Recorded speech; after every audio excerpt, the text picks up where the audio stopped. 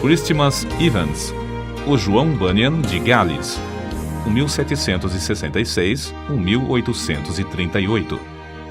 Seus pais deram-lhe o nome de Christmas porque nasceu no dia de Natal, Christmas em inglês, em 1766.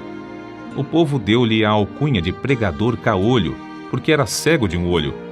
Alguém assim se referiu a Christmas Evans.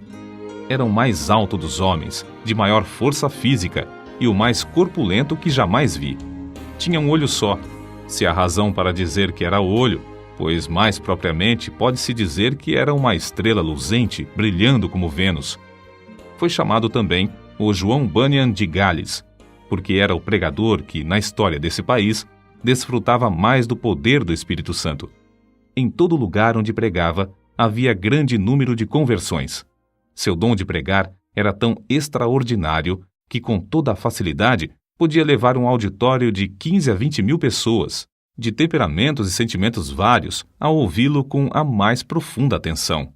Nas igrejas, não cabiam as multidões que iam ouvi-lo durante o dia. À noite, sempre pregava ao ar livre, sob o brilho das estrelas. Durante a sua mocidade, viveu entregue à devassidão e à embriaguez. Numa luta, foi gravemente esfaqueado. Outra vez, foi tirado das águas como morto, e ainda doutra vez, caiu de uma árvore sobre uma faca. Nas contendas era sempre o campeão, até que, por fim, numa briga, seus companheiros cegaram-lhe um olho. Deus, contudo, fora misericordioso durante esse período, guardando-o com vida para, mais tarde, fazê-lo útil no seu serviço. Com a idade de 17 anos, experimentou a graça da salvação. Aprendeu a ler e, não muito depois, foi chamado a pregar e separado para o ministério. Seus sermões eram secos e sem fruto até que, um dia, em viagem para Maintward, segurou seu cavalo e entrou na mata, onde derramou a sua alma em oração a Deus. Como Jacó em Peniel, de lá não saiu antes de receber a bênção divina.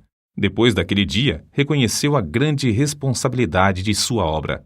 Regozijava-se sempre em espírito de oração e surpreendeu-se grandemente com os frutos gloriosos que Deus começou a conceder-lhe. Antes dessas coisas acontecerem, possuía dons e corpo de gigante. Depois, porém, foi-lhe acrescentado o espírito de gigante. Era corajoso como um leão e humilde como um cordeiro. Não vivia para si, mas para Cristo.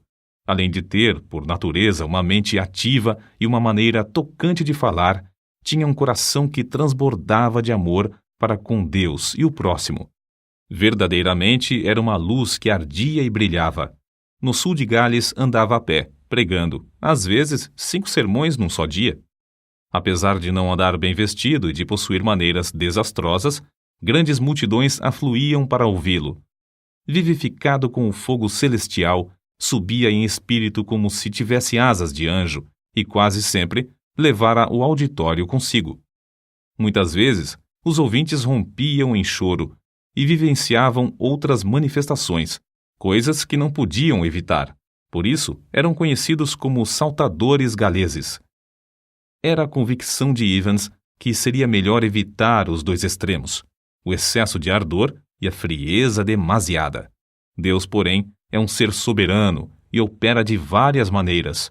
A alguns, ele atrai pelo amor, enquanto a outros, ele espanta com os trovões do Sinai, para acharem preciosa paz em Cristo. Os vacilantes, às vezes, são por Deus sacudidos sobre o abismo da angústia eterna, até clamarem pedindo misericórdia e acharem gozo indizível. O cálice desses transborda até que alguns, não compreendendo, perguntam: por que tanto excesso? Acerca da censura que faziam aos cultos, Evans escreveu: admiro-me de que o gênio mau, chamando-se o anjo da ordem, queira experimentar tornar tudo na adoração a Deus em coisa tão seca como o Monte Gilboa. Esses homens da ordem desejam que o orvalho caia e o sol brilhe sobre todas as suas flores, em todos os lugares, menos nos cultos ao Deus Todo-Poderoso. Nos teatros, nos bares e nas reuniões políticas, os homens comovem-se, entusiasmam-se e são tocados de fogo como qualquer saltador galês. Mas, segundo eles desejam, não deve haver coisa alguma que dê vida e entusiasmo à religião. Irmãos, meditai nisto. Tendes razão ou estáis errados? Conta-se que, em certo lugar, havia 3 pregadores para falar, sendo Evans o último. Era um dia de muito calor. Os primeiros 2 sermões foram muito longos, de forma que todos os ouvintes ficaram indiferentes e quase exaustos. Porém, depois de Evans haver pregado cerca de 15 minutos sobre a misericórdia de Deus, tal qual se vê na parábola do filho pródigo, centenas dos que estavam sentados na relva, repentinamente, ficaram em pé. Alguns choravam e outros oravam sob grande angústia. Foi impossível continuar o sermão. O povo continuou a chorar e orar durante o dia inteiro, e de noite até o amanhecer. Na ilha de Anglesey, porém, Evans teve de enfrentar certa doutrina chefiada por um orador eloquente e instruído. Na luta contra o erro dessa seita, começou a esfriar espiritualmente. Depois de alguns anos, não mais possuía o espírito de oração nem o gozo da vida cristã. Mas ele mesmo descreveu como buscou e recebeu de novo a unção do poder divino, que fez a sua alma abrasar-se ainda mais do que antes. Não podia continuar com o meu coração frio para com Cristo, sua expiação e a obra de seu Espírito. Não suportava o coração frio no púlpito, na oração particular e no estudo, especialmente quando me lembrava de que, durante 15 anos, o meu coração se abrasava como se eu andasse com Jesus no caminho de Emaús. Chegou o dia, por fim, que nunca mais esquecerei.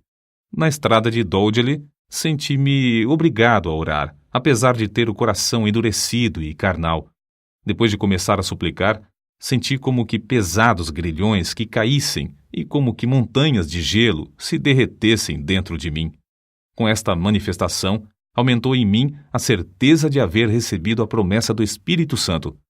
Parecia-me que meu espírito inteiro fora solto de uma prisão prolongada, ou como se estivesse saindo do túmulo num inverno muitíssimo frio. Correram-me abundantemente as lágrimas, e fui constrangido a clamar e pedir a Deus o gozo da sua salvação, e que ele visitasse de novo as igrejas de Anglesey, que estavam sob meus cuidados. Tudo entreguei nas mãos de Cristo. No culto seguinte, senti-me como que removido da região estéril e frígida de gelo espiritual para as terras agradáveis das promessas de Deus. Recomecei, então, os primeiros combates em oração, sentindo um forte anelo pela conversão de pecadores, tal como tinha sentido em Lane. Apoderei-me da promessa de Deus. O resultado foi que vi, ao voltar a casa, o Espírito operar nos irmãos de Anglesey, dando-lhes o espírito de oração com importunação. O grande avivamento vivido pelo pregador contagiou o povo em todos os lugares da ilha de Anglesey e em todo o Principado de Gales.